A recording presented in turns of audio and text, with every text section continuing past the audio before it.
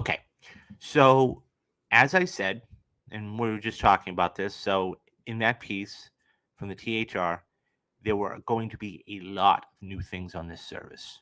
And um, so let me just let me highlight some of these because they're fascinating. Okay. We are getting a brand new Harry Potter series. We are getting a brand new Big Bang spinoff, and we are getting a brand new Game of Thrones spinoff now.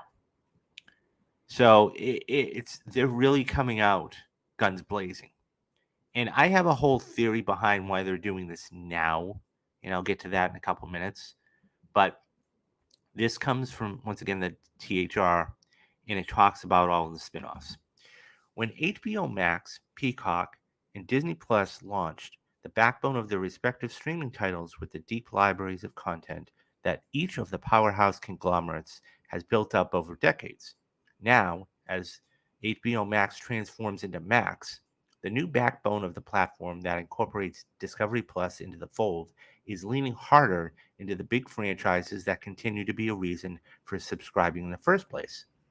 On Wednesday, Warner Brothers Discovery exec, led by David Zaslav, who's the CEO, and head of HBO and Max Originals, Casey Bloys, touted out the new name, platform, and its focus becoming the streaming destination for everyone in the house. The two executives finally announced their plans for the long rumored live action Harry Potter scripted television series, the first of its kind, as well as the new installments of The Big Bang Theory and Game of Thrones.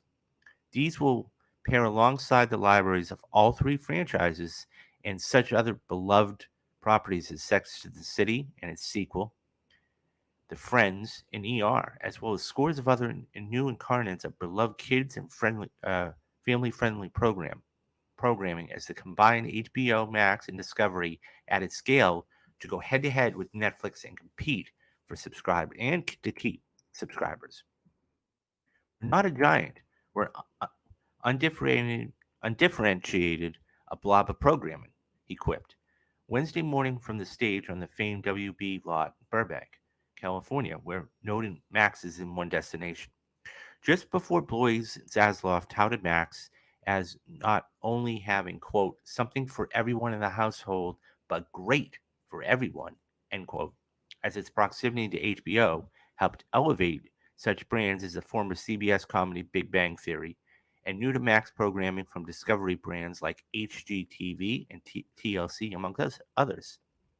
The WB focus on franchises is not a new strategy. Disney Plus leaned into Marvel and Star Wars, amongst other brands, at launch and now has multiple projects in both universes.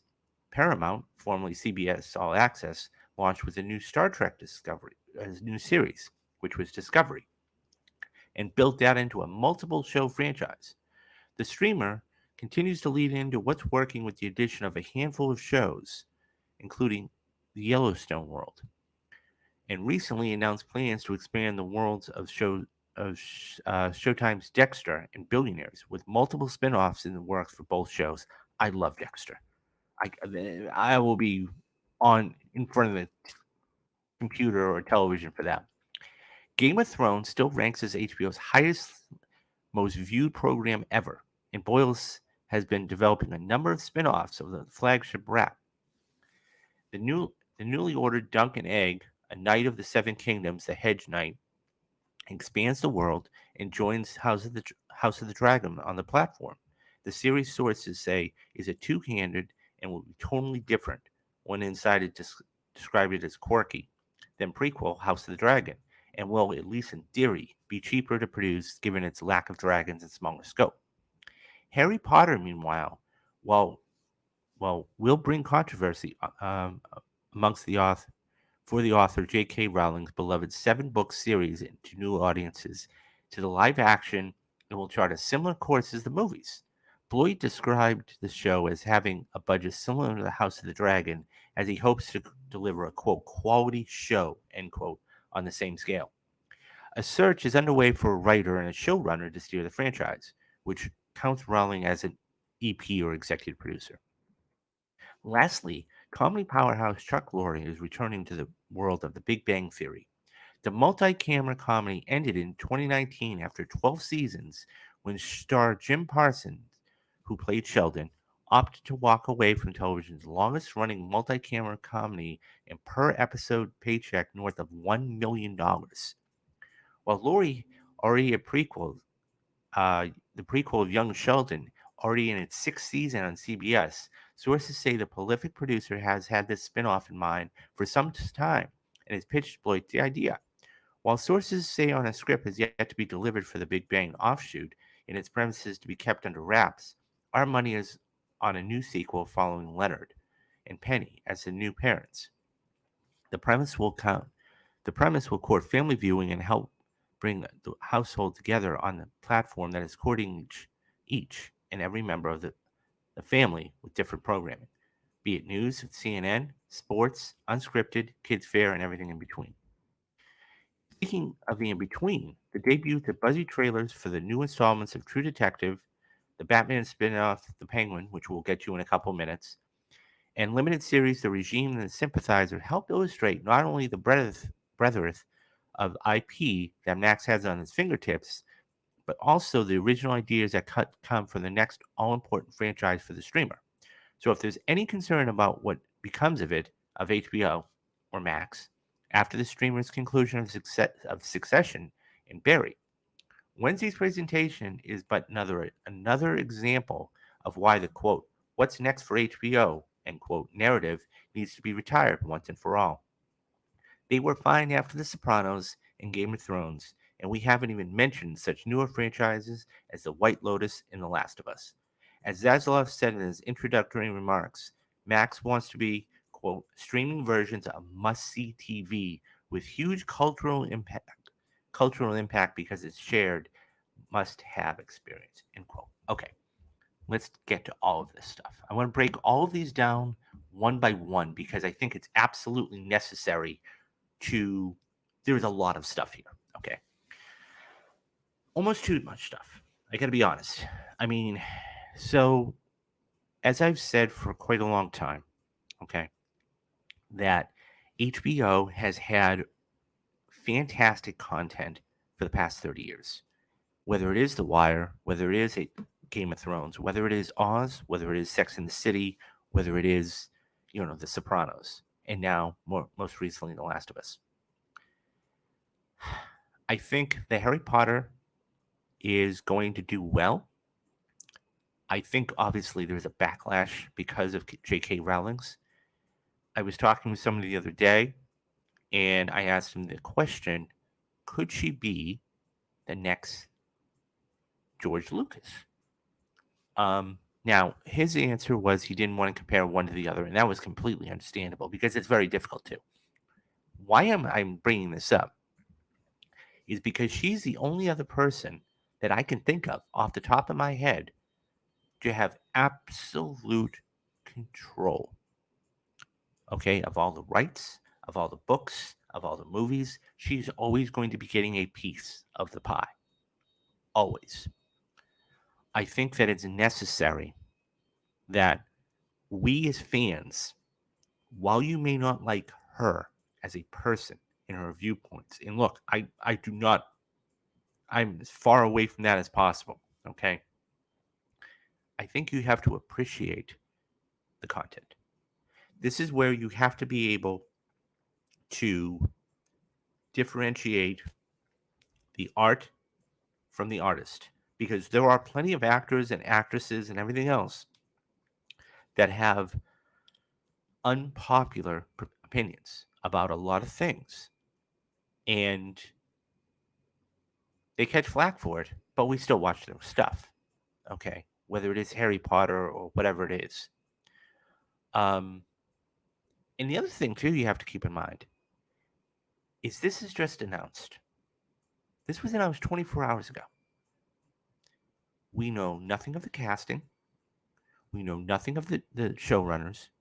We know nothing of, we haven't even seen a first trailer yet. I think it's very difficult to judge something without seeing it.